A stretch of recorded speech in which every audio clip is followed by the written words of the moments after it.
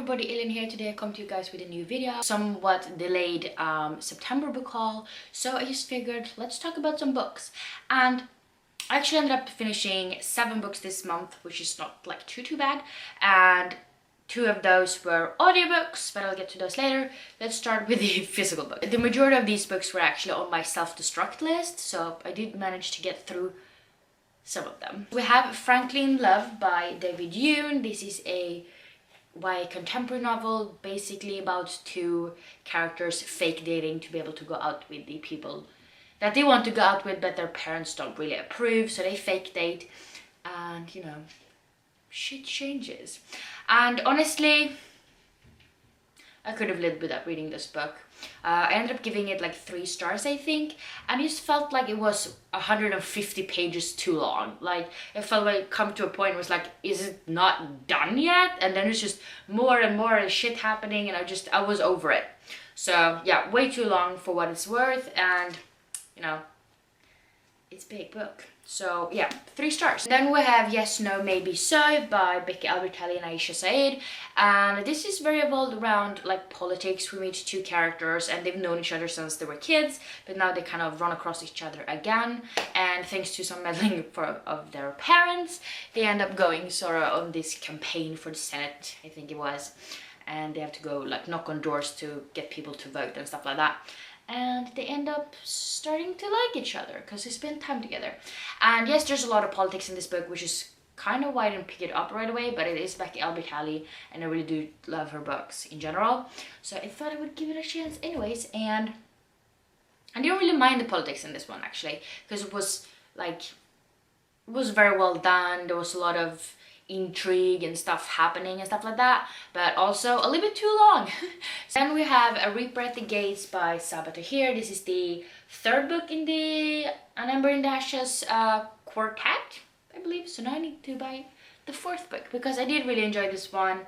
And basically we meet 2 characters. Lila, she goes undercover as a maid to figure out what's going on with this sort of military city.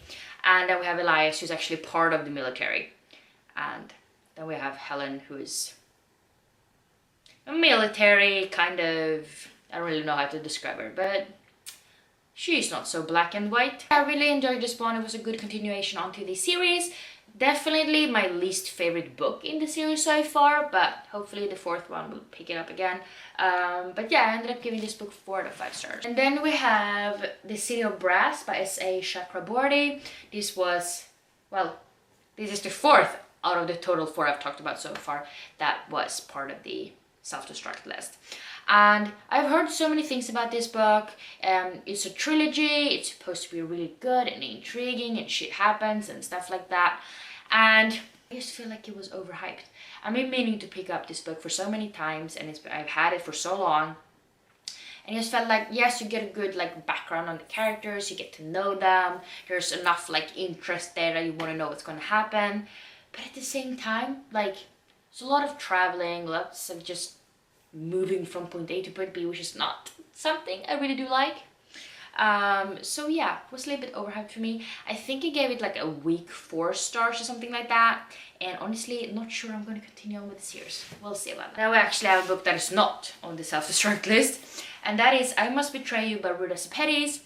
Ruta Sepetys is definitely one of my author authors. Like, I have all of her books, I think. And this is about the communist Romania, and we get to follow main character that's basically blackmailed into spying on his friends and family because they have some dirt on him. And basically this is something very well versed in Romania during this time. It's 1989 and basically everybody is spying on everybody and shit happens and there's revolution and shit like that. And I really enjoyed this one. It was definitely a little bit of a slower read compared to her other books. Yeah, Ruta Sepetys is just really great with writing characters and plot twists and stuff like that. And I mean, her books, this included, are usually based off of real events, and she's like interviewed people to get to material for her books and stuff like that. So it's very intriguing to say the least. But yes, it was a little bit slow in the beginning, but it really took off later. But yeah, I think I gave this like 4 out of 5 stars. And then I we come to the audiobooks, and the audiobooks I listened to was Munkavle by Sofie Sarenbrant. This is an autobiography talking about her growing up and her being sexually abused by someone she knew. And yeah, it's a very hard topic. It was a really short book, but I just felt like you got to know really well what was going on, how they dealt with it, and like the repercussions afterwards and stuff like that. It was well done. It's hard to put like a rating on autobiographies, but I'd say like 4 stars if I have to say anything. And then we have Hon hette Esmeralda, berättelsen om Lilla hjärtat by Melinda Jacobs and Minna Thunberger. And this is also autobiography, and we get to follow Melinda Jacobs' life. Basically, she's a foster mother for this girl called Esmeralda, which is what it's spoken about. And basically, she lived with them when she was about 3 years old, and then she was taken away from them to be put back into her biological family, even though there was basically nothing proving the fact that they were now drug-free or anything like that, that they have like gotten help for their issues and stuff like that.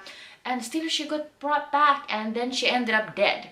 So this is basically about the fight from the foster mom trying to get her own kid some closure, like getting them to change the laws and stuff like that to make it better for other kids and stuff like that. So yeah, it was a really long book. It was like 400 pages, and autobiographies are usually not that long.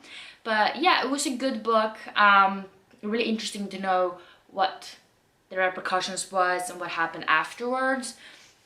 But yeah, it was really horrible to learn about what Esmeralda actually was put through before she ended up dying in the hands of her biological parents. But yeah, those were all the 7 books I ended up reading in September. If you read any of these books, please let me know down below what you thought about them, without spoiling of course. And I hope to see each other in the next one. Bye!